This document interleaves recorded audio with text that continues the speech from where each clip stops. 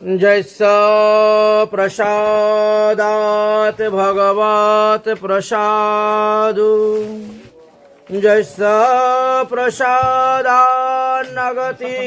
कतोऽपि ध्येयं स्तुवामि तस्य जशा श्रीचन्दं वन्दे गुरु श्रीचरणारविन्दम् अजानलम्बितभुज कनकाबदातो संकीर्तनैकपितरो कमलायताक्षो विश्वाम्भरो द्विजवरो जुगधर्मपालो वन्दे जगत्प्रियकरो करुणावतारो नमो त्रिकालसत्ताय जगन्नाथसुताय च सवित्राय सपुत्राय सकलत्राय ते नमः।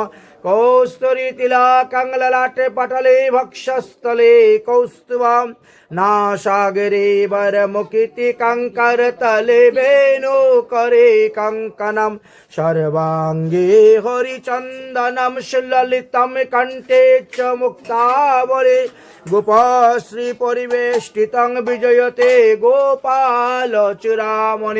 पुल्लेन्दिरवरकान्तिमिन्दुभवदनं बर्हावतो सप्रियं श्रीवत्सलाङ्कुमुदारकौस्तुभधरं पीताम्बरो सुन्दरं गोपीनां नयनोपलार्चिततनु गोगोप्यो शङ्काभृतं गोविन्दं कलवेणुवदन परं दिव्याङ्गभूषणं भजे बर्हापिराभिरामं मृगमदतिलकं कण्डलाक्रान्तगण्डं कञ्जाक्षं कम्बुकण्ठं स्मृतो शुभगमुखं स्वाधरेण स्तवेन श्यामं शान्तं त्रिवङ्गरविकरवसनं भूषितं वैजयन्तात् वन्दे वृन्दावनस्थं युवती शतवृतं ब्रह्मगोपालवेशयम् तप्त कंचन गौरांगी राधे वृंदावनेश्वरी विश्वानुसुतं देवी तं नमामि हरिप्रिये नारायणं नमस्कृतं नरं चैव नरोत्तमं देवीं सरस्वती व्यासेन ततो जयमुदीरम् द्वादश वयस किशोर मूर्ति क्षेम वर्ण दिगंबरम व्यासनंदन सुकमुनि चरणे कोटि कोटि करोतु प्रणाम तुलसी काननं जत्र जत्र पद्म वनानि च पुराणं पठनं जत्र तत्र सन्निहित हरि हरि भक्ति पराजे च हरि नाम परायणा दुर्वृत्त वा सुवृत्त वा तेषां नित्यं नमो नमः वञ्चकल्पतरुभ्यश्च कृपा सिन्धुभ्येव च पतितानां पावनेभ्यो वैष्णवेभ्यो नमो नमः जय रूप सनातन भट्ट रघुनाथ श्रीजीव गोपाल भट्ट दास रघुनाथ এই ছয় গোস্বামীর করি চরণাবন্দন যাহা হইতে বিঘ্ন নাশয় অভীষ্ট পূরণ সকল শ্রোতা বৈষ্ণব মাতৃবৃন্দের করি নমস্কার কৃপা করি চরণ ধুলি দাও শিরেতে আমার দুর্গমে পতিমেন বৈশ্যস্কলদ পাদেন গতির মোহ সকৃপা যষ্টি দানেন সন্তু সন্তু অবলম্বনাম বলো শ্রীমদ্ভাগবত মহাপুরাণ কি। শ্রীমদ্ভাগবত মহাপুরাণে আমাদেরকে পাপ তাপ অপরাধের কথা বর্ণন করে গিয়েছেন। বলছেন পাপ হইতে অপরাধ হলো 100 গুণ বেশি ভারী। পাপ করলে তো পাপ, হরিনাম করলেই পাপের নাশ হয়ে যাবে হরিনাম করলে, কিন্তু অপরাধ হরিনামের দ্বারাও যায় না। কারণ হরিনাম করে সদাই অপরাধের বিচার, অপরাধের বিচার করে হরিনাম ফল দেন। অপরাধ আমাদের কত প্রকার আছে? 4 প্রকার অপরাধের কথা বর্ণন করে গেছেন। কি কি? নাম অপরাধ, ধাম অপরাধ, সেবা অপরাধ আর বৈষ্ণব অপরাধ। তাহলে আজকে আমাদের এখানে 3টি বিষয় হবে। এক হলো কি? বৈষ্ণব সেবা। আজকে এখানে তো বৈষ্ণব সেবা যে দিবেন, বৈষ্ণব অপরাধ আছে 6 প্রকার। ছয় প্রকার বৈষ্ণব অপরাধ শূন্য হইয়া যদি আপনি বৈষ্ণবকে সেবা দিতে পারেন, তাহলে আপনার বৈষ্ণব সেবা যথার্থ ফল লাভ করতে পারবেন। আচ্ছা, বৈষ্ণব সেবা দেওয়ার আগে কি করতে হয়? ভোগ লাগাইতে হয়, ভগবানের পূজা অর্চন করতে হয়। তো ভগবানের সেবা করবেন, তারপরে তো বৈষ্ণবরা সেবা করবে। তো ভগবানের সেবা করতে গেলে 32 প্রকার সেবা অপরাধ আছে। 32 প্রকার সেবা অপরাধ শূন্য হইয়ে যদি আপনি সেবা দেন, তবে ভগবান সেই সেবা আপনার গ্রহণ করবেন। আচ্ছা, ভগবানের সেবা দেওয়ার আগে আমরা কি করি? একটু নাম সংকীর্তন করি। এখন নাম সংকীর্তন করতে গেলেও 10 প্রকার নাম অপরাধ আছে। 10 প্রকার নাম অপরাধ শূন্য হইয়ে যদি আপনি হরিনাম করেন, তাহলে তো নামের যথার্থ ফল পাইবেন। ধাম অপরাধের কথাটা আলাদা করলাম কেন? কারণ ধামে যখন যাবেন তখন ধাম অপরাধের চিন্তা। 10 প্রকার ধাম অপরাধ যদি কেউ করে, ধামে বাস করা সত্ত্বেও ধামের যে ফল সেটা তারা পায় না। আজকে আমাদের বৈষ্ণব সেবা, ভগবত সেবা, সেই উপলক্ষে আমরা এখন সেবা অপরাধ যে 32 প্রকার আমাদের আগম শাস্ত্রে বর্ণন করে গিয়েছেন, সেটা আমরা আস্বাদন করব।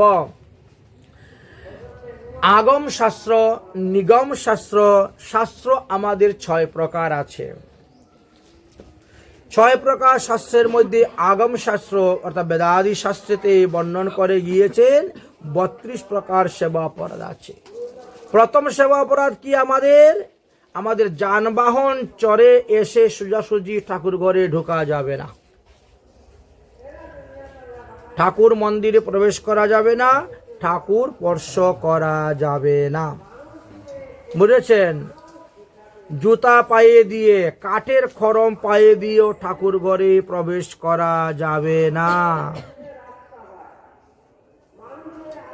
আগেরকার দিনে তো কাঠের খড়ম ব্যবহার করত, এখনকার দিনে লোকে জুতা ব্যবহার করে।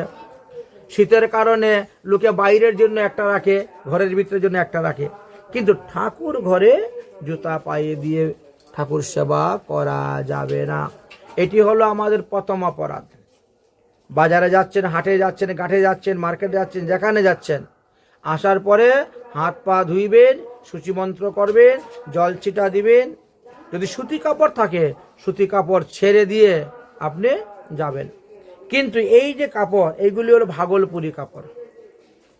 এই ভাগলপুরি কাপড়ে কিন্তু দোষ হয় না, একমাত্র সুতি কাপড়ই দোষবহ। এই ভাগলপুরি কাপড় কোনো দোষবহ নয়, সেটা ব্যবহার করা যায়। এতদ ভিন্ন অন্য কাপড় হলে আপনাকে সেই কাপড় ছেড়ে ঠাকুর ঘরে ঢুকতে হবে শুদ্ধ বস্ত্র পরিধান করিয়া। না হলে 32 প্রকার সেবা অপরাধের মধ্যে 1 নম্বর অপরাধ আমাদের হয়ে যাবে। 2 নম্বর অপরাধ কি? আমাদের 12 মাসে 12 যাত্রা, 12 মাসে 12টি ভগবানের উৎসব হয়ে থাকে। ভগবত সম্বন্ধীয় উৎসব আদি তুমি করবে, না পারো 10-5 মিলে করবে, তা না পারে সংক্ষেপে করবে। তোমার যতটা যোগ্যতা ততটা দিয়েই তুমি করবে। যেমন শ্রীকৃষ্ণের জন্মাষ্টমী, রাধার জন্মাষ্টমী, ঝুলন, রাসলীলা, হোলি খেলা ইত্যাদি যে উৎসব আছে, সেইগুলাকে অনুসরণ করার কথা বললেন। তারপরে একাদশী আদি ব্রতর ক্ষেত্রেও বিভিন্ন আছে। এই যে সামনে আমাদের আসছে ভগবত সম্বন্ধীয় উৎসব, কি আছে? নিত্যানন্দ ত্রয়োদশী, এটা অনেকেই করে না। অদ্বৈত সপ্তমী, এটা অনেকেই করে না। মুখে বলে আমি গৌরীয় বৈষ্ণব, আমি নিত্যানন্দ পরিবার, আমি অদ্বৈত পরিবার, কিন্তু নিত্যানন্দ প্রভুর জয়ন্তী ব্রত করে না, অদ্বৈত প্রভুর জয়ন্তী ব্রত করে না। আমাদের গৌরীয় বৈষ্ণবগণের সিদ্ধান্ত অনুসারে গৌরাঙ্গ মহাপ্রভুর জয়ন্তী, নিত্যানন্দ প্রভুর জয়ন্তী আর অদ্বৈত প্রভুর জয়ন্তী, এই 3টি তোমাকে করতে হবে। উপরন্ত শ্রীকৃষ্ণের জন্মাষ্টমী, রাধার জন্মাষ্টমী, বামন দ্বাদশী, নৃসিংহ চতুর্দশী, শিবরাত্রি, রামনবমী, এই হলো 9টি জয়ন্তী ব্রত আমাদের পালন করতে হবে। যিনি এই 9টি জয়ন্তী ব্রত পালন করবেন না, তিনি গৌরীয় বৈষ্ণবের মধ্যে পড়েন না। তার থেকে একটা বাদ দিলেই তিনি কিসের গৌরীয়? যদি মহাপ্রভুর জয়ন্তী ব্রত পালন না করেন, নিত্যানন্দ প্রভুর জয়ন্তী ব্রত না করেন, অদ্বৈত প্রভুর জয়ন্তী ব্রত পালন না করেন, তাহলে তিনি কিসের গৌরীয় হলেন? শুধু খালি মুখে মুখে গৌরীয় বললে হয়ে গেল না। তাই ভগবত উৎসব সম্বন্ধীয় সেবা করা, যোগ্যতা অনুসারে শ্রী বিগ্রহের সাক্ষাতে প্রণাম না করা একটা অপরাধ। শ্রী বিগ্রহ দর্শন মাত্রই প্রণাম করবেন। প্রণাম আমরা কালকে 4 প্রকার আলোচনা করেছি। তার মধ্যে স্ববামে ভবেদ বিষ্ণু, ভগবান বিষ্ণুকে বাম দিকে রেখে প্রণাম করার কথা বলা হয়েছে। তাহলে ভগবানের বিগ্রহ দেখা মাত্রই প্রণাম করবেন। এবার 4 নম্বর অপরাধ কি আমাদের? উচিষ্ট মুখে কখনো ঠাকুর ঘরে যাওয়া যাবে না, ঠাকুরের কাজ করা যাবে না, ঠাকুর বিগ্রহ স্পর্শ করা যাবে না। মানে ওই পান খাইতে খাইতে দেখবেন অনেকে গালের মধ্যে পানের টুবলা আছে, পান চিবাচ্ছেন, আবার রান্নাও করতেছেন, সবজিও আমানি করতেছেন, কেউ বা ঠাকুর ঘরে গিয়ে ঠাকুর ঘরের কাজকর্ম করতেছেন, কেউ বা ঠাকুরের পূজা টুচা মুচ্ছে নিচে ফটো উঠো হবে না। এটি 32 প্রকার সেবা অপরাধের মধ্যে এক অপরাধ। পান খাওয়ার একটা নির্দিষ্ট সময় আছে, সেই নির্দিষ্ট সময়েই আপনি পান খেয়ে হাত মুখ ধুয়ে পরিষ্কার হয়ে যান। তাই বলে সারাদিন গরুর মতো জাবর কাটবেন, সেটা তো হয় না। গরু জাবর কাটে না, দেখেন না, সারাদিন জাবর কাটতে আসে, চলছি, হবে না। ওর একটা বিধি আছে, বিধান আছে, নিয়ম আছে। 32 প্রকার সেবার অপরাধের মধ্যে 4 নম্বর অপরাধ হলো আমাদের এটা। 5 নম্বর কি বলছেন? অশুচি অবস্থায় কখনো বিগ্রহ স্পর্শ করবেন না। ঠাকুর ঘরে প্রবেশ নিষেধ, এই জন্য জননৌষোষ মরণৌষোষ মানতে হবে। কেউ মারা গেলে 10 দিন আপনার ঠাকুর সেবা বন্ধ। আপনার ক্ষেত্রে অন্য কেউ এসে পূজা করবে, আর না হলে শ্রী বিগ্রহ যদি ছোট ছোট থাকে অন্য বাড়ি পাঠিয়ে দাও,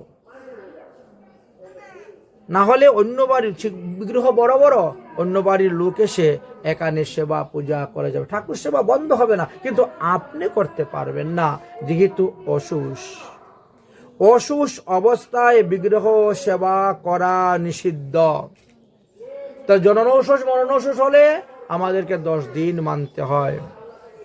যদি জননৌষোষ নাই, মরণৌষোষ নাই, আমার পাশের বাড়ির এক লোক মারা গিয়েছে, গ্রামের পাশের বাড়ি একজন লোক মারা গিয়েছে, আমি গিয়ে তার দাহ সংস্কার কার্য আদি করলাম, তথাপিও আমার 3 দিন মানতে হইবে। ঠাকুর সেবা করা যাবে না, বিগ্রহ সেবা করা যাবে না। যে ব্যক্তি মৎস্য ভোজন করবেন, একদিন মাছ খাইলে পরে 3 দিন তাকে শরীর পবিত্র অসুষ, সে 3 দিন বিগ্রহ সেবা করতে পারবে না। ঠিক তেমনি ভাবে রজস্বলা নারীদেরকেও 3 দিন 4 দিন 5 দিন শাস্ত্রে বিধান দিয়ে গিয়েছেন। মলমূত্র ত্যাগ করলে তো অসুষ হয়, মানে অপবিত্র। স্নান করলে শুদ্ধ, কাপড় পরিবর্তন করলে শুদ্ধ হয়ে যাচ্ছেন। এই জন্য 5 নম্বর নিয়মে হলো এটি। 6 নম্বর নিয়ম কি? এক হস্তে প্রণাম করবেন না, ভগবানকেও করবেন না, ভগবানের ভক্তকেও করবেন না, কোনো দেবদেবীকেও করবেন না। আমাদের সনাতন ধর্মে এক হস্তে দণ্ডবত প্রণামের কোনো বিধান নাই। 7 নম্বর কি বলছেন? 7 নম্বর বলছেন পদক্ষিণের সময়ে, যখন পদক্ষিণ করবেন, পদক্ষিণের সময়ে কি করবেন? বিগ্রহের সামনে আসার পর একবার চক্কর দিবেন, বুঝলেন? শুধু খালি এরকম ভন ভন করে ঘুরলেই হবে না, ঘড়ির কাটার মতো খালি ভন ভন করে ঘুরলেই হবে না। প্রদক্ষিণ করে আসলেন, আসার পরে একবার আবার পরিক্রমা করলেন, আসলেন আবার, হ্যাঁ এইভাবে। আর না হলে ওটা কিন্তু 32 প্রকার সেবা অপরাধের মধ্যে 6 নম্বর সেবা অপরাধ হয়ে যায়। তারপরে কি বলছেন? শ্রী বিগ্রহকে পৃষ্ঠ দেশ দেখাইয়া প্রদক্ষিণ করিবেন না। পিছে পিছে হইও না। বিগ্রহের সম্মুখে পাদ প্রসারণ করে বসবেন না।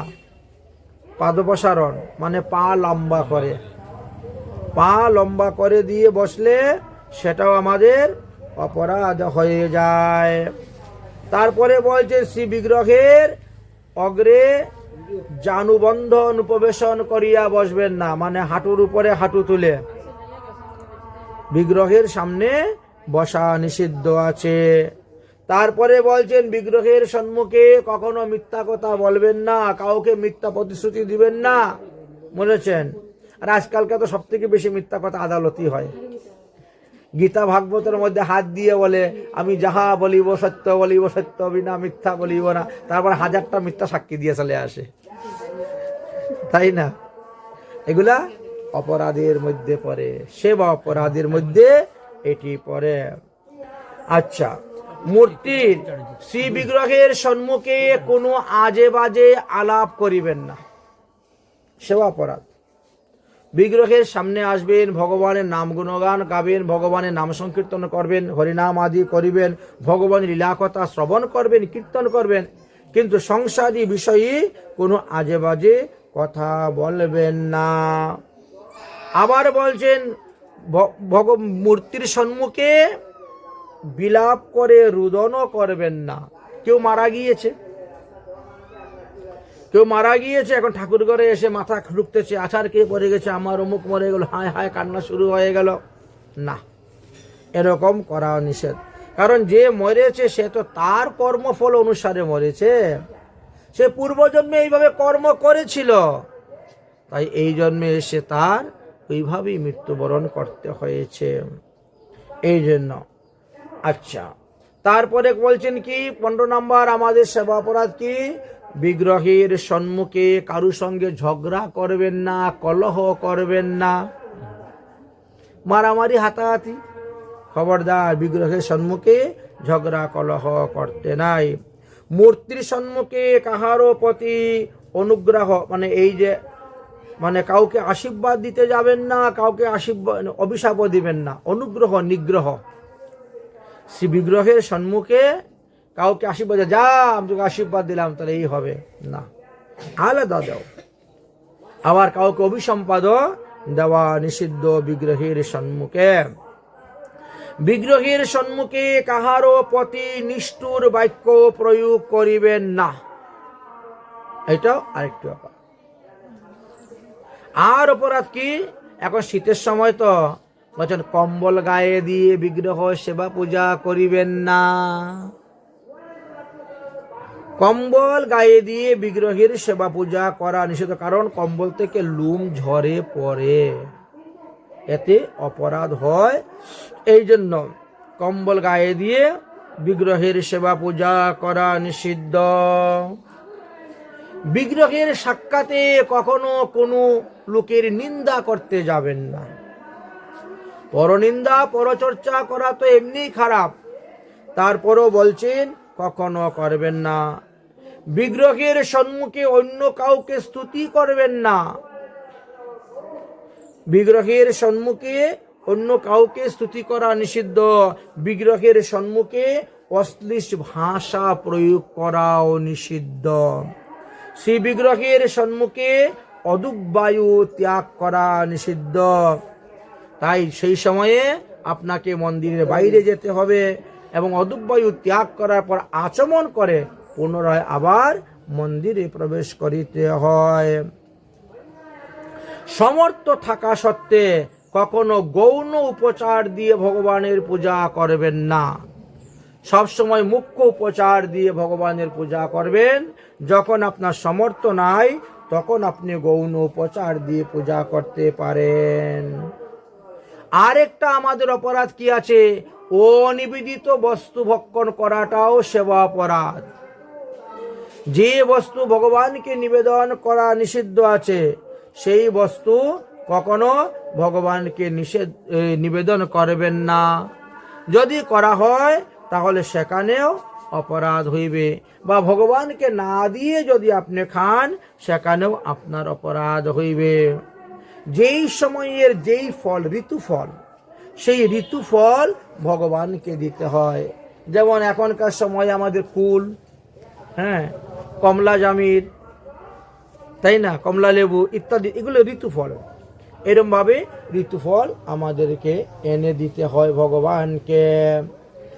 তারপরে বলছেন বিগ্রহকে পিছনে রেখে কখনো বসবেন না। এই জন্য একটা আড়াল নিয়ে বসতে হবে, একটা সাইড নিয়ে বসতে হবে।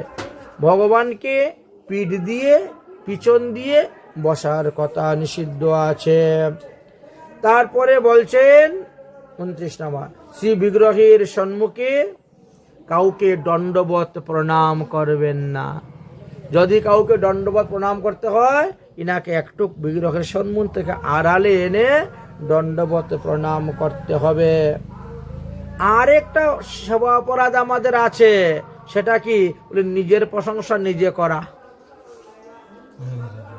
নিজের প্রশংসাই নিজে করে যাচ্ছেন, বুঝেছেন, এটাও কিন্তু অপরাধ।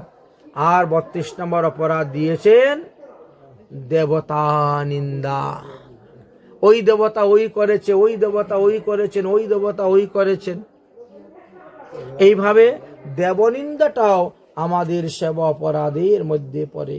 এতদ ভিন্ন বরাহ পুরাণে আমাদেরকে আরো কিছু সেবা অপরাধের কথা বলে গিয়েছেন। যেমন রাজন্য ভক্ষণ করা নিষিদ্ধ,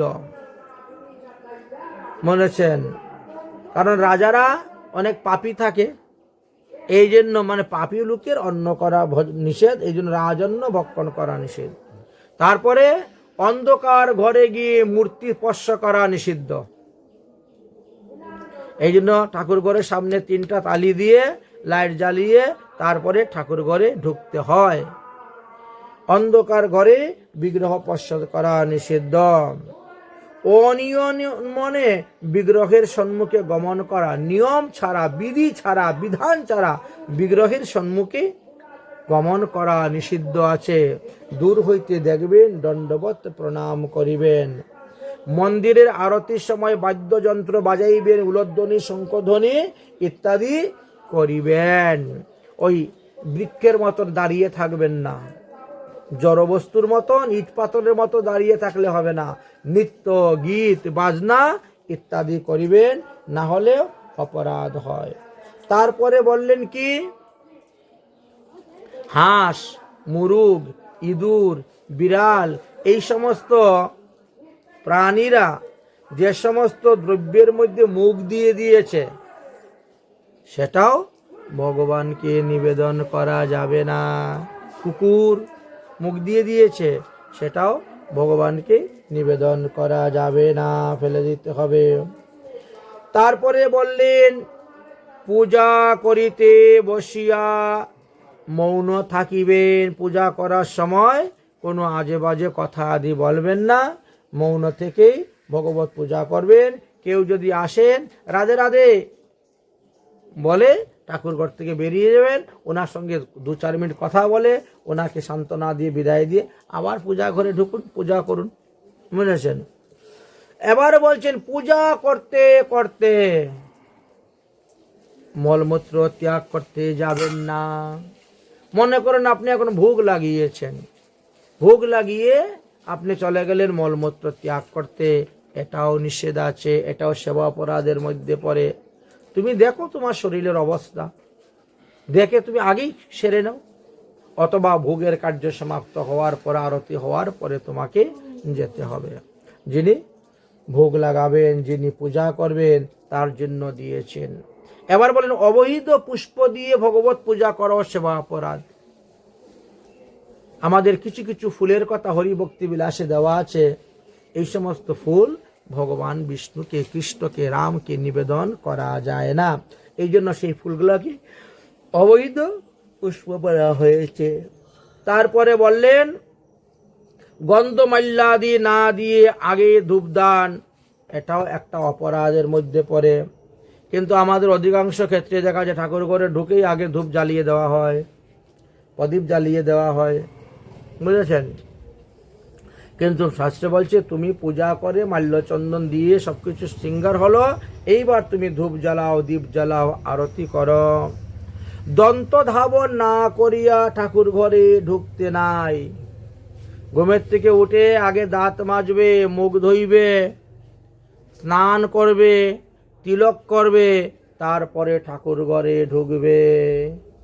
না হলে ওই 32 প্রকার সেবা অপরাধের মধ্যে এক প্রকার সেবা অপরাধ হইবে। স্বামী স্ত্রী মিলন করেও ঠাকুর ঘরে স্নান না করে ঢুকতে নাই, রজস্বলা নারীকে স্পর্শ করে ঠাকুর ঘরে ঢুকতে নাই,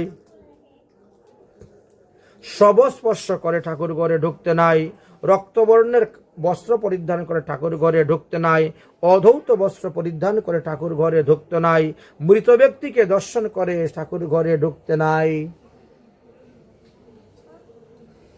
এইগুলাতেও আমাদের অসুখ আসে। এই জন্য সেখানে মন্ত্র স্নান করিতে হইবে। ক্রোধ করে করে, ঝগড়া করে করে ঠাকুর ঘরে ঢুকতে নাই। শ্মশানে গমন করলে পরে সে ঠাকুর ঘরে ঢুকতে নাই। কেউ মারা গিয়েছে, আপনিও তার পিছনে গেলেন, ছোঁয়েন নাই, আপনি ছুবেন না, ধরবেন না, কিছুই করেন নাই, কিন্তু পিছে পিছে তো গিয়েছেন হেঁটে হেঁটে। সুতরাং সেই ক্ষেত্রে আপনাকে সবস্ত্রে স্নান করে তারপরে আসতে হয়।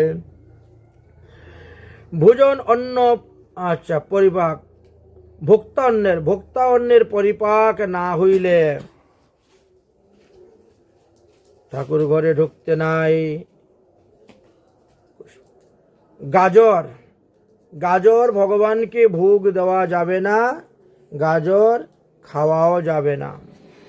আফিং, এইগুলি নিষেধ। শস্যার তেল গায়ে মর্দন করিয়া ভগবত সেবা পূজা করা যাবে না। এইভাবে বেশ কতগুলি সেবা অপরাধের কথা আমাদেরকে আলোচনা করে বলেছেন। আমরা যদি এই সমস্ত অপরাধ মুক্ত না হয়ে সেবা করি, তাহলে আমাদের মঙ্গল হবে না, লাভ হইবে না। তাই ভগবত সেবা পূজা করতে গেলে শাস্ত্রের মর্যাদা রক্ষা করেই ভগবানের সেবা পূজা করতে হবে। এত ভিন্ন আমাদের এই পূজার ফল লাভ করতে পারবো না, অসুরেরা নিয়ে নিবে বলা হয়েছে। অকালে বিগ্রহ দর্শন করিবেন না। অকাল বলতে কোনটা আবার? অকাল বলতে যেমন ঠাকুরের ভোগ লাগিয়েছেন, ওই ভোগের সময়ে ঠাস করে দরজা খুলে ঠাকুর দর্শন করতে নাই। বিগ্রহকে শয়ন দেওয়া হয়েছে, শয়নের সময় দরজা খুলে বিগ্রহ দর্শন করতে নাই। ঠাকুরকে বিবস্ত্র অবস্থায় স্নান করানো হচ্ছে, সেই সময়ে যে কোনো লোক দরজা খুলে ঠাকুর দর্শন করবে না। এই তিনটি সময়কে অকাল বলা হয়েছে। অকালে বিগ্রহ দর্শন করা নিষিদ্ধ। শুধু কাঠের মধ্যে বসিয়ে ঠাকুরের পূজা করা নিষিদ্ধ। একটা কাঠের মধ্যে আপনি কাপড় দেন, কাপড় দিয়ে তার উপরে বিছান ঠাকুর, শুধু কাঠের মধ্যে রেখে ঠাকুরের পূজা করা নিষিদ্ধ।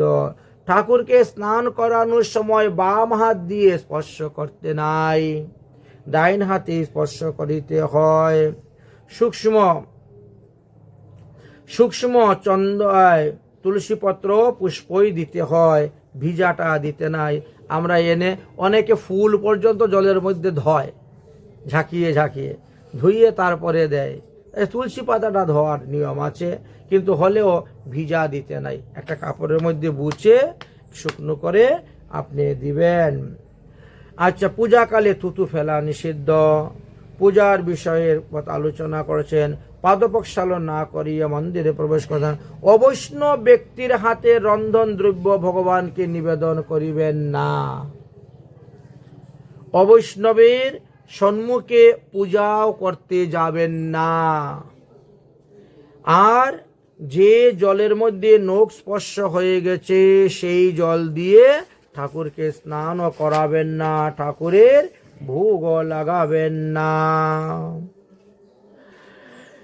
এইভাবে আমাদেরকে অনেক অনেক নিয়মের কথা বলে গিয়েছেন। সেই সমস্ত নিয়ম যদি আমরা না মেনে ভগবত সেবা পূজা করতে যাই, তাহলে পদে পদেই আমাদের অপরাধ হইবে। আর অপরাধগুলো হলো ছিদ্র। একটা কলসের মধ্যে যদি 32টা ছিদ্র থাকে, তাহলে তার মধ্যে আপনি যতই জল ভরেন না কেন, কলস তো পরিপূর্ণ হইবে না, ওই ছিদ্র দিয়ে জল বেরিয়ে চলে যাচ্ছে। ঠিক তেমনিভাবে আমাদের এই সেবা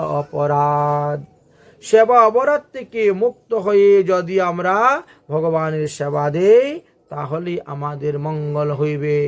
ঠিক তেমনিভাবে আমাদের 10 প্রকার নাম অপরাধ আছে। প্রথম নাম অপরাধী হলো আমাদের সাধু নিন্দা। এই দলের লোক ওই দলের নিন্দা করবে, ওই দলের লোক ওই দলের নিন্দা করে, সারাদিন আবার মালাও জপে, হরিনামও করে। বলছেন তাহলে হরিনামের ফল পাওয়া যাবে না। 2 নম্বর অপরাধ হলো শিব এবং বিষ্ণুর মধ্যে যদি কেউ তুলনা করেন, বলেন যে শিব এক ভগবান, বিষ্ণু আরেক ভগবান, এরকম বলতে নাই, এতে অপরাধ হয়। শিব এবং বিষ্ণুর নাম রূপ লীলাদিকে এইভাবে যারা মনে করে থাকেন, শ্রী শিবই বিষ্ণু অবতার বিশেষ, তিনি স্বতন্ত্র ঈশ্বর নহেন। শিব, এটা মনে করতে হবে, তিনি ভগবান বিষ্ণুর অংশ বিশেষ, বা ভগবান বিষ্ণু এক অংশে শিবরূপে এসে তিনি অবতীর্ণ হয়েছেন। তাই বিষ্ণু হইতে তাকে পৃথক স্বতন্ত্র ঈশ্বর মনে করিয়া বিষ্ণু নামাদি হইতে শিবের নামাদিকে ভিন্ন মনে করিলে অপরাধ হইয়া থাকে।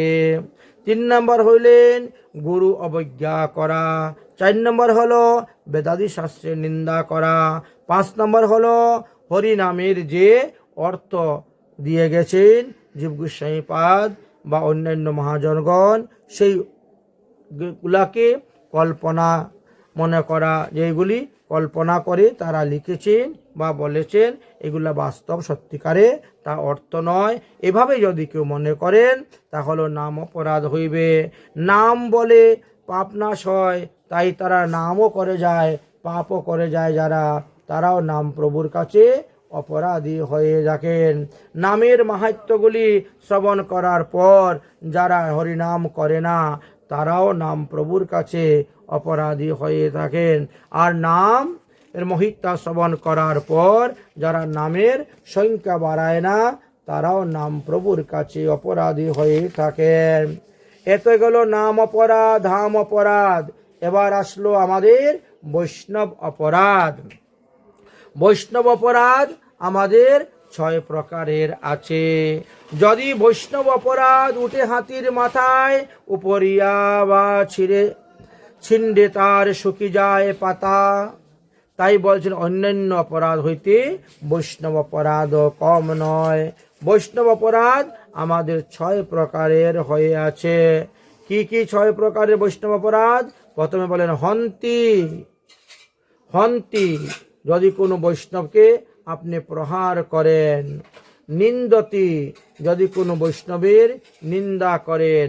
দ্রেষ্টি, যদি কোনো বৈষ্ণবকে দ্বেষ করেন। বৈষ্ণবানাম অভিনন্দতি, যদি কোনো বৈষ্ণব দেখে আপনি দণ্ডবত প্রণাম করেন না। ক্রোধতি, যদি কোনো বৈষ্ণবের উপরে আপনি ক্রোধ করেন। জাতি নৌ শরণম দর্শনম পটন্তি শত, এই 6 প্রকার অপরাধের কারণে আমাদের পতন হয়ে যায়। এই বিষয়ে সুন্দর একটা গল্প দিয়েছেন, দৃষ্টান্ত আছে, আমরা সেই দৃষ্টান্তের কথা আজকে আলোচনা করব। দাপর যুগে বিশেষণ নামে এক রাজা ছিলেন। তো রাজা দিগ্বিজয় করতে বেরিয়েছেন। তো দিগ্বিজয় করতে যখন বেরিয়েছে, বিভিন্ন স্থানে দিগ্বিজয় করতে করতে তিনি এক স্থানে গিয়ে দেখেন ওখানে হরিকথা আলোচনা হচ্ছে, পাঠ হচ্ছে। তো রাজা গিয়ে বসলেন। পাঠের মধ্যে কি আলোচনা হয়েছে? এই কলিযুগে অন্নদান হলো মহাদান, এবং অন্নদানটা যদি ভগবানের ভোগ নিবেদন করে দান করা হয় তাহলে আরো মহাফল। অন্নদান। ভগবানের প্রসাদ দানের উপর শ্রেষ্ঠ দান আর নাই। তার মধ্যে বৈষ্ণব সেবা আরো উত্তম। 1 কোটি অবৈষ্ণবকে ভোজন করাইলে যেই ফল পাওয়া যায়, একজন শুদ্ধ সদাচারী বৈষ্ণবকে ভোজন করাইলে সেই ফল পাওয়া যায়। আর কি লাভ আছে?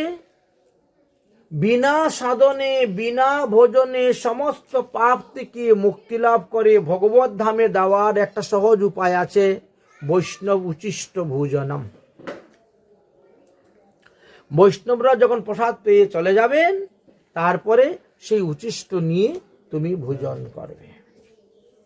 যেমন আমাদের রঘুনাথ দাস গোস্বামীর কাকা ছিলেন, রঘুনাথ দাস গোস্বামীর কাকা কালিদাস। তিনি কিন্তু বিনা নিমন্ত্রণেই যেতেন, খালি শুনতেন আজকে অমুক জায়গায় বৈষ্ণব সভা, বাস, আর উপায় নেই। সে 10 কিলোমিটার দূর হলো হেঁটে যাবেন।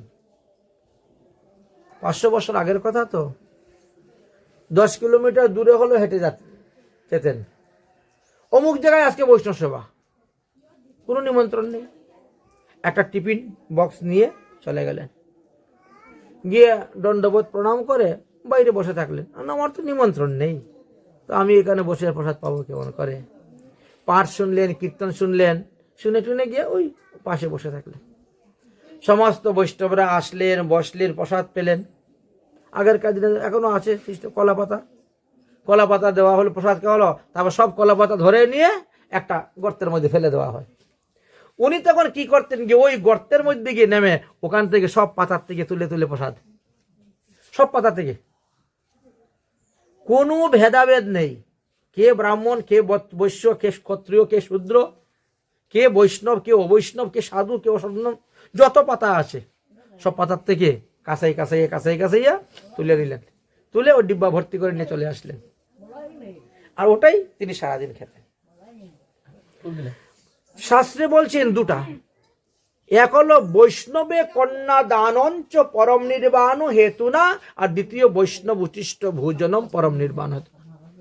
এক হলো সদাচারী প্রসাদ বুঝি কোনো ছেলের কাছে যদি আপনার মেয়ে বিবাহ দিতে পারেন, তাহলে আপনি বিনা সাধনে বিনা ভজনে আপনার মুক্তি হয়ে গেল এক কন্যাদানের দ্বারা। আর যার কন্যা নাই, সে কি করবে?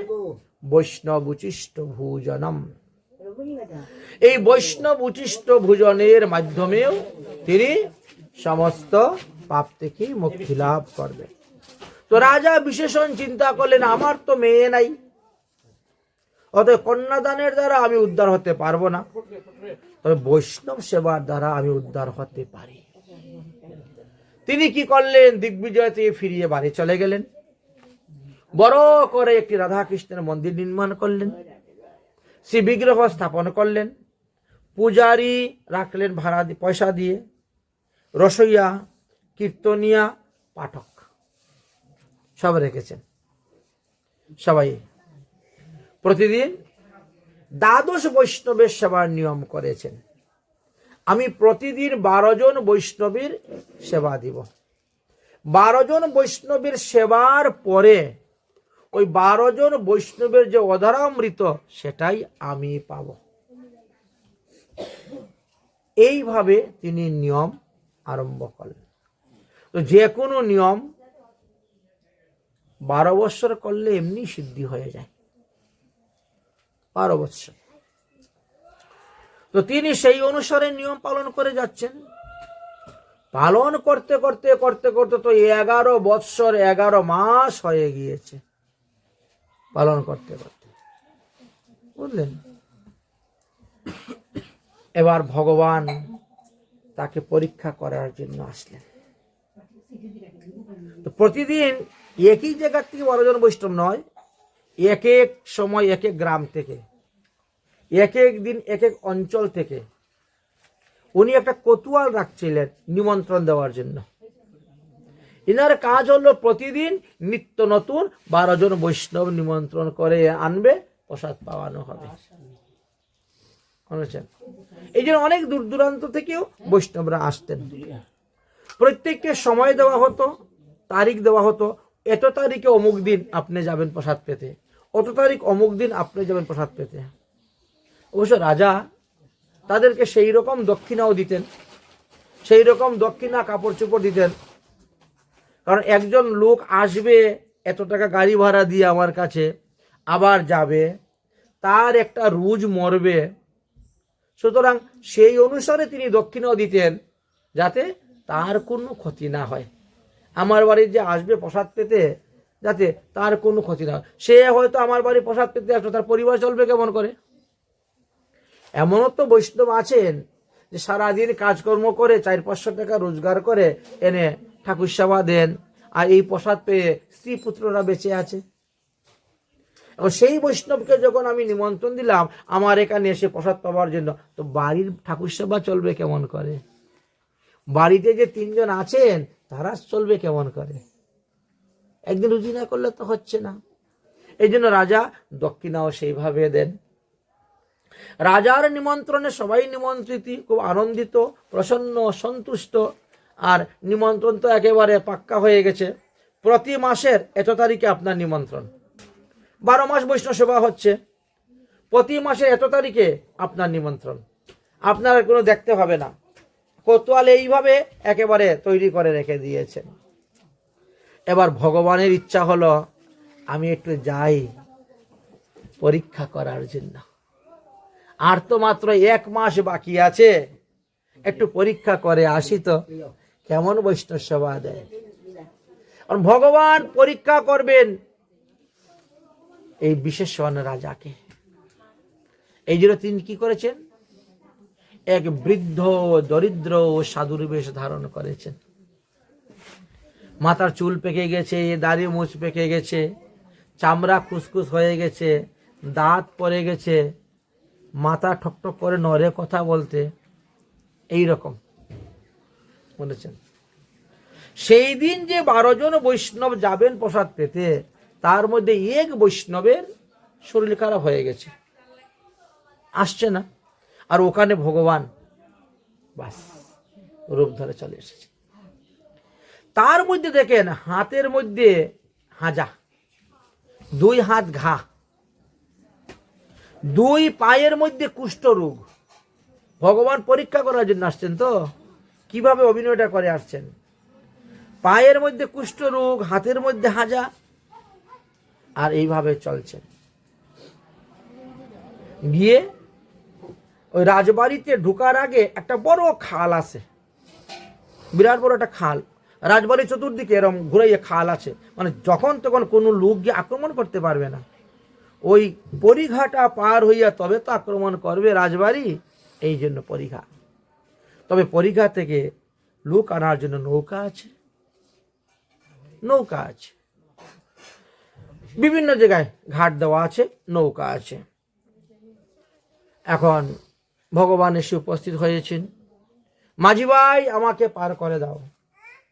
মাঝি বলছে একটু বসুন, আরো তো আসুক 2-4 জন, একসঙ্গে পার করে দিবনে। প্রতিদিনই তো 12 জন করে বৈষ্ণব আসেন, এই ঘাটে না হয় ওই ঘাটে আসেন, ওই ঘাটে না হয় সেই ঘাটে আসেন, তো বসুন, হ্যাঁ আর 2-4 জন আসুক। এখন আস্তে আস্তে দেখা যায় 2-4 জন হয়ে গেছেন। তাহলে চলো অন্যান্য বৈষ্ণব না না না, ওনাকে তুমি আলাদা পার করিও, আমাদেরকে পার করে দাও, দেখো না ওনার গায়ে কুষ্ঠ রোগ, হ্যাঁ ওনাকে পরে পার করিও, আমাদেরকে আগে পার করে দাও। ভগবান আর কিছু বলছেন না। আচ্ছা ঠিক আছে, ভগবান বলছেন ঠিক আছে, তাহলে তোমরা যদি আমাকে এই ঘাটে পার না করো, আমি অন্য ঘাটে পার হবো, অন্য ঘাটে পার হবো। বলে ভগবান ওখান থেকে হাঁটে অন্য ঘাটের দিকে চলে যাচ্ছে। আসলে তো তিনি তো ঘাটের প্রয়োজন নাই, তিনি তো নৌকার প্রয়োজন নাই, তিনি তো আসছেন পরীক্ষা করার জন্য, তিনি তো নৌকার প্রয়োজন নেই। গরুর পাখিকে ইঙ্গিত দিয়েছেন, গরুর পাখি এসে গেছে, গরুর পাখির পিঠের মধ্যে বসে ওদের আগেই গিয়ে রাজবাড়ির গেটের সামনে বসা। ওরা যখন নৌকা হয়ে পার হয়ে আসলো, আরে এই বেচারা কোন দিকে চলে আসলো আমাদের আগে। আচ্ছা অত শত জানার দরকার নাই, আমরা আমাদের মতো প্রসাদ পাই যাই। কারণ এক এক জায়গা থেকে এক একজন বৈষ্ণব আসছেন, তো কেউ কাউকে জানেও না, শুনেও না, চিনেও না, আর চিনারও দরকার নাই তাদের। আসছি আমাদের মতলবে, আমরা প্রসাদ পাবো, দক্ষিণা নিব, হাঁটা দিব। কে কোথার থেকে আসলো না আসলো ওসব দেখার আমাদের দরকার নেই, ওগুলো রাজার কাজ, রাজা দেখার। বাস রাজার কোতোয়ালকে সংবাদ দিয়েছেন, মহারাজ দ্বাদশ বৈষ্ণব এসে উপস্থিত হয়ে গেছেন। রাজা দৌড়ে আসে, একেবারে সাষ্টাঙ্গে প্রণাম। রাজা দৌড়ে এসে প্রণাম করলেন, প্রণাম করে সবাইকে আসন দিলেন। আসুন আসুন, আসন গ্রহণ করুন। সবাইকে আসনের মধ্যে বসিয়েছেন। আসনের মধ্যে বসিয়ে রাজা স্বহস্তে সবার চরণ প্রক্ষালন করছেন, চরণ ধোয়াচ্ছেন। চরণ ধোয়াতে ধোয়াতে ধোয়াতে যখন ভগবানের কাছে গিয়েছেন, তখন পায়ের মধ্যে এই সমস্ত রোগ দেখে আর পা ধোয়াবার শ্রদ্ধা হলো না। 11 জন বৈষ্ণবের চরণ ধোয়াইয়া জলটা আলাদা রেখে দিয়েছে, আর ভগবানের জন্য এক ঘটি জল আর একটা তাগেরা দিয়ে দিয়েছে। নেন, আপনার চরণটা আপনি ধুয়ে নেন, আপনার চরণটা আপনি ধুয়ে নেন। 11 জনের চরণামৃত নিয়ে রাজা মুখে দিয়ে পান করল। বৈষ্ণব চরণামৃত ধারণের বিধান আছে, গুরু চরণামৃত ধারণের বিধান আছে।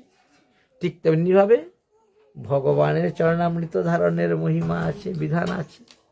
কিন্তু উনি তো বুঝতে পারেন না ভগবান এসেছেন। তিনার এই ব্যাধি রূপগ্রস্ত আজ দেখে তিনি তো পাও ধোয়ালেন না, সেই চরণামৃতও খেলেন না, ফেলে দিলেন। ফেলে দিলেন। দেখো, ভগবানের চরণামৃত যদি আমরা হাতে নিয়ে পান করার সময় 1 ফুটা আঙ্গুলে ফাঁকে দিয়ে মাটিতে পড়ে, অপরাধ হয়। আর সে পুরাটাই জলে মাটিতে ফেলে দিল, গড়িয়ে গড়িয়ে চলে গেল। ভগবান শুধু দেখেই যাচ্ছেন, কিছু বলছেন না। ঠিক আছে, এবার সবাইকে ডাকছেন, আসুন আসুন, আপনারা ওখানে আসুন, এখানে সেবা গ্রহণ করবেন। সবাই গিয়ে বসছেন।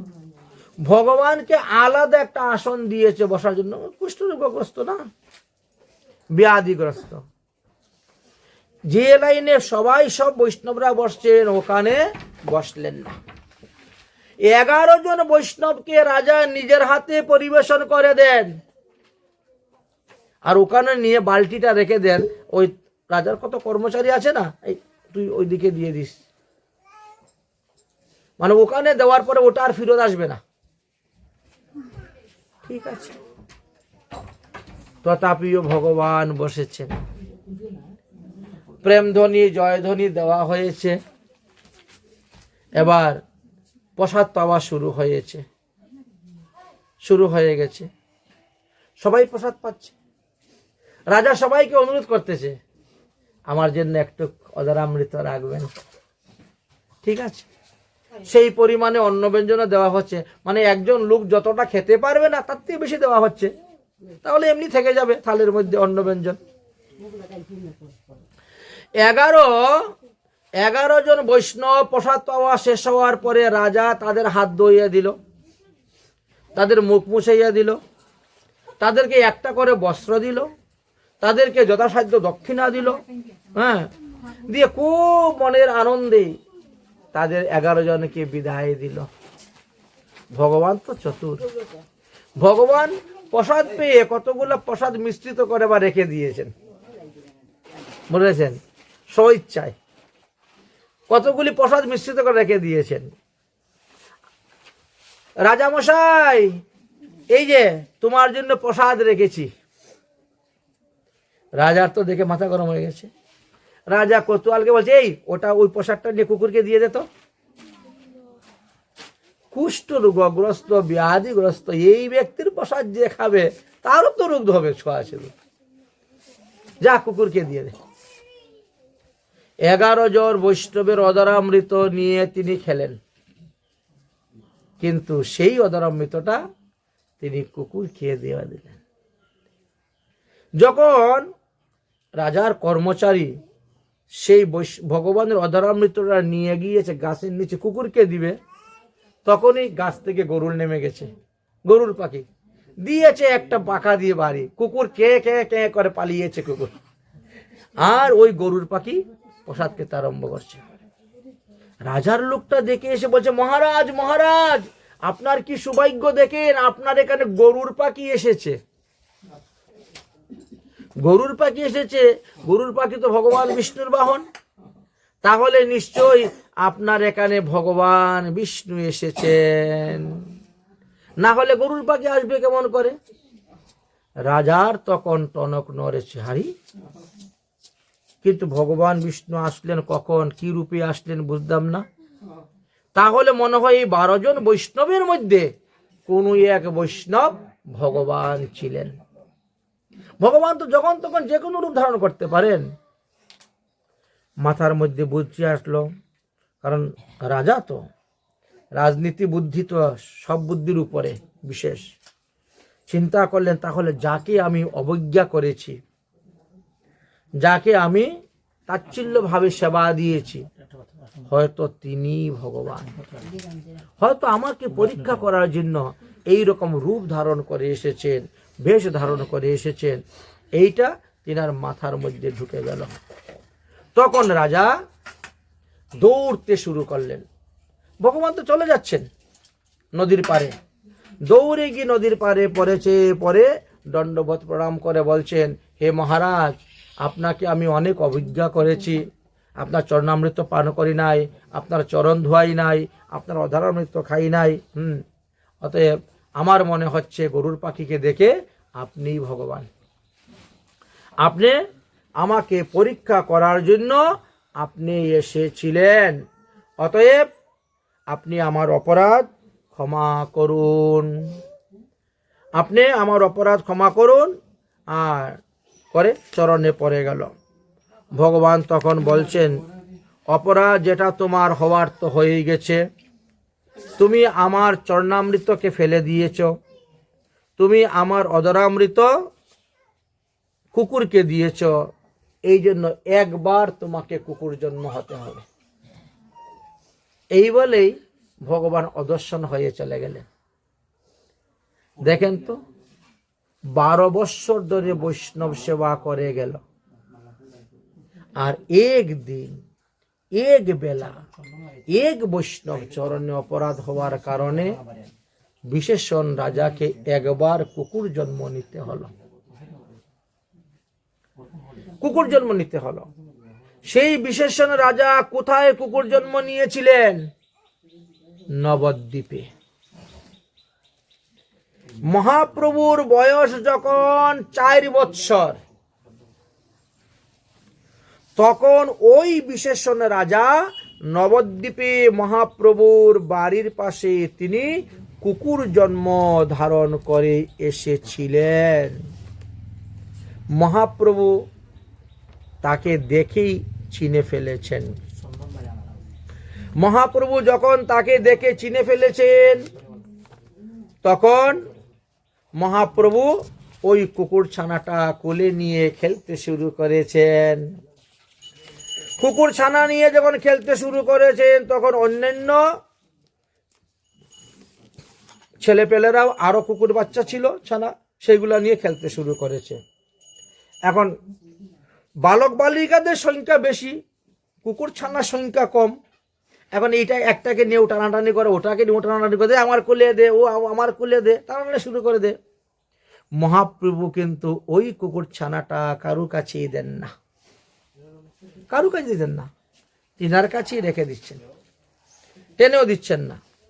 এইবার একটা ছেলে রেগে গেছে, তুই যখন আমাকে দিবে না খেলতে, তা তোকেও খেলতে দিব না। উনি কি করেছেন, গিয়ে সচিমায়ের কাছে বিচার দিয়েছেন।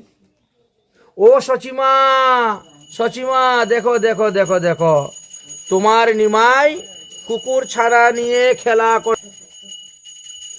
তুমি তো ব্রাহ্মণ, শুচিবায়ু, কুকুর দর্শন কর, কুকুর স্পর্শ করলে স্নান করো, আর তোমার ছেলে কুকুর নিয়ে খেলা করতেছে। সচিমা একথা শ্রবণ করে তিনি দৌড়ে আসছেন, দৌড়ে আসছে, বলছেন, কিরে নিমাই, তোকে আমি এত কিছু খেলার জিনিস দিয়েছি, আমি এত কিছু খেলার জিনিস দিয়েছি, অথচ এতে কি তোমার হচ্ছে না? হ্যাঁ, তার মধ্যে তুমি কুকুর ছাড়া নিয়ে খেলতেছ। আজকে তোমাকে ঘরে ঢুকতে দিব না, যাও আগে গিয়ে স্নান করো, তারপরে তুমি ঘরে ঢুকবে। মহাপ্রভু বলছেন, ওমা, তুমি তেল সাবান নিয়ে নদীর কাছে যাও, নদীর তীরে যাও, আমি আসতেছি স্নান করার জন্য। তবে কুকুর ছানাটাকে আমি একটা রশি দিয়ে বেঁধে রেখে আসি। সচিমা তেল সাবান নিয়ে চলে গেছেন, আর এদিকে মহাপ্রভু চিন্তা করছেন কুকুর ছানাটাকে আমি রাখবো কোথায়, আবার বিকালবেলা ওর সঙ্গে খেলবো, রাখবো কোথায়, কোথায় বেঁধে রাখবো? বেঁধে রাখার মতো রশি পাওয়া যাচ্ছে না, এদিকে ওদিকে ঘুরে বেড়াচ্ছেন, বাচ্চাটাকে বাঁধবেন রশি দিয়ে, খুঁজে পাচ্ছেন না। কুকুর ছানা কুলে করে নিয়ে একেবারে ঠাকুর ঘরে ঢুকে গেছেন। বয়স তো 4 বছর, বুঝেছেন? ওই কুকুর ছানাটা কুলে করে নিয়ে ঠাকুর ঘরে ঢুকে গেছেন। ঢুকে ওই গীতা বাঁধা ছিল একটা সুতা দিয়ে, গীতার মধ্যে লাল কাপড় দিয়ে আর গীতার উপরে বেঁধে রেখেছেন। ওখান থেকে সুতাটা বের করে কুকুরের গলার মধ্যে বেঁধেছেন, আর আরেকটা পাশটি করছেন ঠাকুরের সিংহাসনের মধ্যে বেঁধে ঠাকুর ঘরে দরজা বন্ধ করে স্নান করতে চলে গেছেন। স্নান করতে চলে গেছেন, গিয়ে তো ওখানে নদীতে স্নান চলতেছে। এমতো অবস্থায় আরেকটা ছেলে গিয়ে বলছে, ও মা শচী দেবী, তোমার নিমাইয়ের কোনো কাণ্ড জ্ঞান নাই, দেখো ঠাকুর ঘরের ভিতরে তোমার কুকুর ছানা বেঁধে রেখে দিয়েছে। সচিমা তো ধাইয়া আসছেন গঙ্গার জল নিয়ে, দরজা খুলে কুকুর ছানা ছেড়ে দিলেন, সমস্ত ঘর গঙ্গা জল দিয়ে ধুয়ে মুছে পরিষ্কার করলেন। ওনার তো সচিবায়ু ছিল, আরম্ভ করেছেন। কুকুর ছানাটা যখন ছেড়ে দিয়েছেন তখন ঠাকুর ঘর থেকে হরিবল হরিবল হরিবল হরিবল বলে বলে কুকুর ছানা দৌড়তে শুরু করেছে। 2 হাত তুলে কুকুর ছানা নৃত্য করতে করতে করতে করতে পরে মারা গেল। সংবাদ গিয়ে পৌঁছিল মহাপ্রভুর নিকটে, নিমাইয়ের কাছে। অরে নিমাই, তুমি যে কুকুর ছানা ঠাকুর ঘরে বেঁধে রেখে দিয়েছিলে, ওটা তোমার মা ছেড়ে দিয়েছেন। সেই কুকুর ছানাটা ঠাকুর ঘর থেকে বেরিয়ে দৌড়ে গেল এবং সে মারা গেল। মহাপ্রভু দৌড়ে আসছেন স্নান থেকে, এসে সেই কুকুর ছানাটাকে কোলে নিয়ে কান্না করতে শুরু করেছেন, কান্না করতে শুরু করে দিয়েছেন। এমন ভাবে কান্না শুরু করেছেন, তিনার কান্না আর কিছুতেই বন্ধ হয় না। না জগন্নাথ মিশ্র বন্ধ করতে পারছেন, না শচী দেবী। শেষে নীলাম্বর চক্রবর্তী আসলেন নিমাইয়ের এই কান্নাকে বন্ধ করার জন্য। নীলাম্বর চক্রবর্তী যখন আসছেন তখন কি হয়েছিল? সেই সময়ে দিব্য একটা বিমান আসছিল। সেই দিব্য বিমানের মধ্যে বসে কুকুর দেহ থেকে তিনি সিদ্ধ দেহ প্রাপ্ত হয়ে দিব্য বিমানের মধ্যে বসে তিনি চলে যাচ্ছেন। আর মহাপ্রভু তখন হাসছেন, হরিবল হরিবল বলে হাসছেন। এই দৃশ্যটা দেখেছিলেন নীলাম্বর চক্রবর্তী। নীলাম্বর চক্রবর্তী এই দৃশ্যটা দেখার পর তিনি তখন নিমাইকে জিজ্ঞাসা করলেন, নিমাই তুমি আমাকে বলো, এই কুকুর পূর্বজন্মে কে ছিল, কি তাহার বৃত্তান্ত, কি তাহার কাহিনী, তুমি আমাকে বলো। তখন মহাপ্রভু এই বিশেষণের ওই রাজার কথা বলেছিলেন। তাহলে দেখেন তো সেবা অপরাধটা কোথায় গিয়ে হয়ে গেল, বৈষ্ণব অপরাধটা কোথায় হয়ে গেল, যার কারণে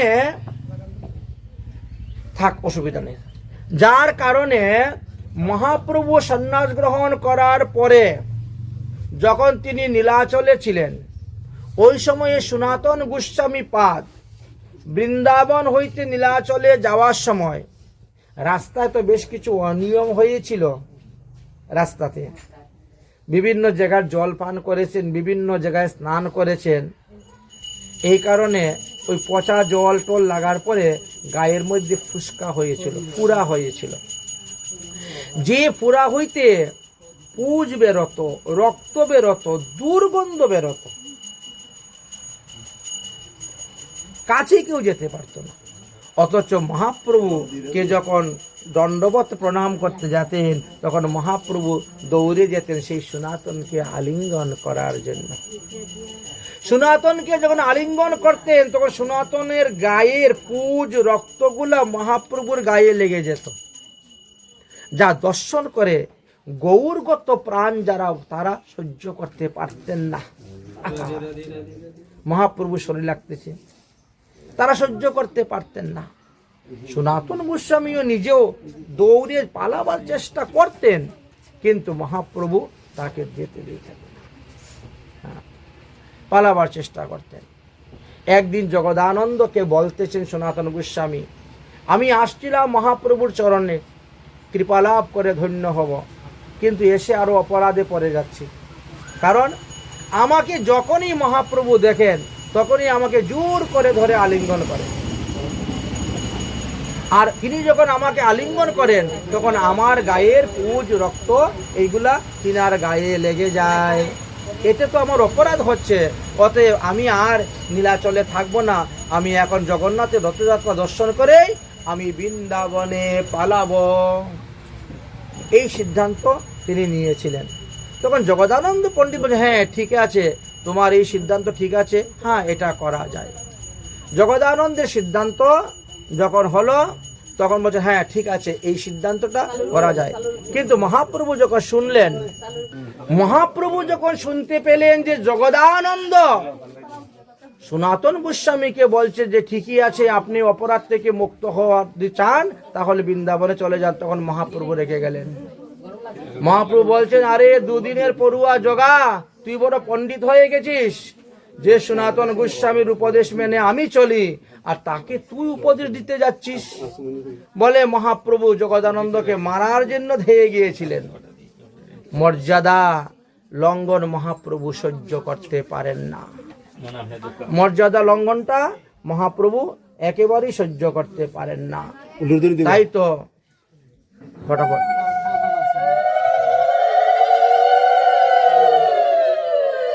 মহাপ্রভু মর্যাদা লঙ্ঘন সহ্য করতে পারেন না। তারপরে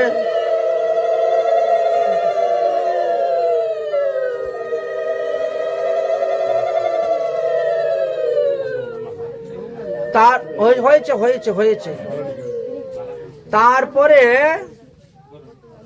নামাচার্য হরিদাস ঠাকুর মহাপ্রভুকে বললেন, প্রভু আপনি যখন দক্ষিণ ভারত ভ্রমণ করতে গিয়েছিলেন,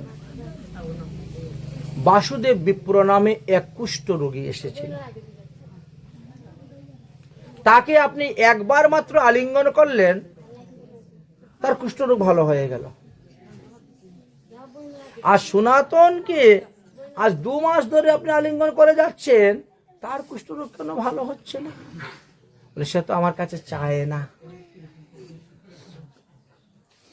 ওই বিপ্র তো আমার কাছে চেয়ে এসেছিল, আমার কাছে, তাই তাকে আলিঙ্গন করতেই কুষ্ঠরোগ ভালো হয়ে গেছে। ঠিক আছে, ভগবানের যদি ইচ্ছা হয় তাহলে অবশ্যই হবে। তারপরে যখন মহাপ্রভু সনাতন গোস্বামীকে আলিঙ্গন করলেন নামাচার্য হরিদাস ঠাকুরের কথায়, সেই দিন থেকে সনাতন গোস্বামীর কুষ্ঠরোগও ভালো হয়ে গেল। মহাপ্রভু তখন বললেন, জানো, আমি যদি সনাতনের গায়ে এই কুষ্ঠরোগ দেখে আলিঙ্গন না করতাম তাহলে সেখানে আমার অপরাধ হইত। হয়তো ভগবান আমাকে পরীক্ষা করার জন্য সনাতন গোস্বামীর গায়ে কুষ্ঠরোগ দিয়ে পাঠিয়েছেন, যে দেখি তার গায়ে কুষ্ঠরোগ দিলে পরেও মহাপ্রভু তাকে আলিঙ্গন করেন কি না। এই জিনিসটা পরীক্ষা করার জন্য পাঠিয়েছিলেন সনাতন। কারণ যে বৈষ্ণব দেখিয়া করে উপেক্ষা, ভগবানও তারে করেন উপেক্ষা, এইভাবে বুঝালেন। অতএব বৈষ্ণব সেবা কোনো সাধারণ জিনিস নয়, বিশাল মাহাত্ম্য, বিশাল মহিমা। রুহিদাস মুচিকে ভোজন করানোর পরামর্শ তো মহাপ্রভুই শ্রীকৃষ্ণই দিয়েছেন। কুরু পাণ্ডবের যুদ্ধের পরে অনেক লোক মারা গিয়েছে, যুদ্ধেতে অনেক অপরাধ হয়েছে, পাপ হয়েছে, মুক্তির উপায় কি? বৈষ্ণব সেবা। তো পাপ থেকে মুক্তি হয়েছে যে কি না সেটা বুঝবো কেমন করে? বলে স্বর্গে ঘন্টা বাজবে, বৈষ্ণব সেবা স্বর্গে ঘন্টা বাজবে, তাহলে হয়ে যাবে। ঠিক আছে, কত কত বৈষ্ণব এনে সেবা দিলেন, ওই স্বর্গে তো ঘন্টা বাজে নাই, ঘন্টা বাজে শোনা গেল না। তাহলে কাকে ভোজন করাইলে স্বর্গে ঘন্টা বাজবে? ভগবান শ্রীকৃষ্ণ নিজেই বললেন রুহিদাস মুচির কথা। আচ্ছা, অর্জুন গেলেন, রুইদাস মুচিকে নিমন্ত্রণ দিলেন, রুইদাস মুচিকে নিয়ে আসলেন, নানা রকমের আইটেম রান্না করা হলো। রুইদাস মুচিকে যখন সেবায় দিলেন, রুইদাস মুচি কী করলেন, ওই সব কিছু এক জায়গায় নিয়ে মিশ্রিত করে নিয়েছেন। ওই আজ সকালবেলা যে আমরা করেছি দেখেন না, সব এক জায়গায় নিয়ে মিশ্রিত, এইভাবে এই অবস্থা সব এক মিশ্রিত করে নিয়ে তিনি খাচ্ছেন।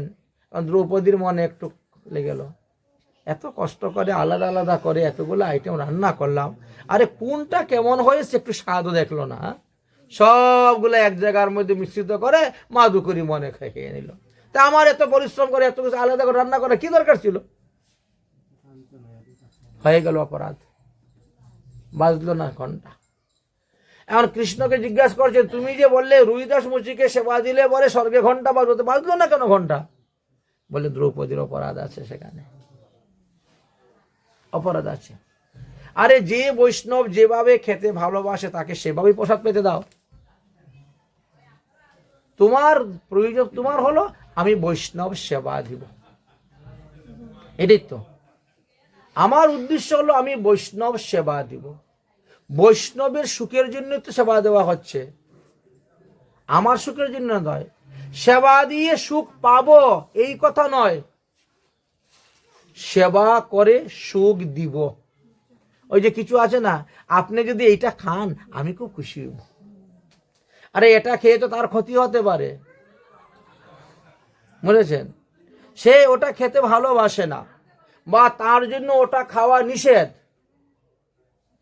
কিন্তু আপনি গিয়ে অনুরোধ করলেন কি আপনি যদি এটা খান তাহলে আমি খুশি হব, তাহলে সেবাটা কার জন্য হলো? তোমার সুখের জন্য হলো। তুমি যাকে সেবা দিচ্ছ তার সুখের জন্য হলো না, সে তোমার কথার মর্যাদা রক্ষা করার জন্য সে তখন সেখান থেকে খেতে বাধ্য হলো, কিন্তু এটা অশ্রদ্ধায় সে খাচ্ছে, তার শ্রদ্ধা নেই। তার যেটা শ্রদ্ধা ছিল সে সেটা নিয়ে খেয়েছে, কিন্তু আপনি তখন গিয়ে মধ্যেখানে আবার পরে গেলেন, ওটা আপনি খেলে আমি খুশি হব, আমি সন্তুষ্ট হব, আমি সুখী হব, বুঝেছেন? তো দ্রৌপদীও নিজের হাতে সেবা করাইয়াও স্বর্গে যেতে পারে নাই। যেতে পেরেছিল স্বর্গে? দ্রৌপদী পরে গেছিল না? সবার আগে দ্রৌপদী পড়েছে। পঞ্চপাণ্ডবরা যখন পায়ে হেঁটে রওনা হয়েছিলেন স্বর্গে যাবেন, সবার আগে দ্রৌপদী পড়েছে। তুমি আর আমার কথা কি বলবো? এই জন্য সেবা করে সুখ দিব। যে বৈষ্ণবকে নিমন্ত্রণ দিয়ে আনা হবে তিনি যেভাবে সেবা করতে চান ওভাবেই সেবা করানোটা আমাদের প্রয়োজন, আমরা সেভাবেই করাবো। জোর করে করালে ওখানে উল্টা খারাপ হয়ে যাবে, বিপরীত হয়ে যাবে, নিষেধ হয়ে যাবে। এই জন্য এই সমস্ত জেনে বুঝে শুনে তারপরে আমাদেরকে বৈষ্ণব সেবা করতে হয়। তাই মহাজনগণ বলছেন, আমি কি রূপে পাইব সেবা মোহি দুরাচার, কি রূপে পাইব সেবা মোহি দুরাচার, শ্রী গুরু বৈষ্ণবের রতি না হইল আমার, শ্রী গুরু বৈষ্ণবের রতি না হইল আমার, কি রূপে পাইব সেবা মোহি দুরাচার, শ্রী গুরু বৈষ্ণবের রতি না হইল আমার, অশেষ মায়াতে মন মগন হইল, বৈষ্ণবেতে লেশ মাত্র রতি না জন্মিল, অশেষ মায়াতে মন মগন হইল, বৈষ্ণবেতে লেশ মাত্র রতি না জন্মিল বিষয়ে বলিয়া অন্ধ হইল দিবানিশি বলে পাশ দিতে ফিরে মায়া সে পিচাসি বিষয়ে বলিয়া অন্ধ হইল দিবানিশি বলে পাশ দিতে ফিরে মায়া সে পিচাসি ইহারে করিয়া জয় ছাড়ানো না যায় সাধু কৃপা বিনা আরো নাহি করু পায় অদশদরসি প্রভু পতিত উদ্ধার এইবার নরুত্তম রে করহ নিস্তার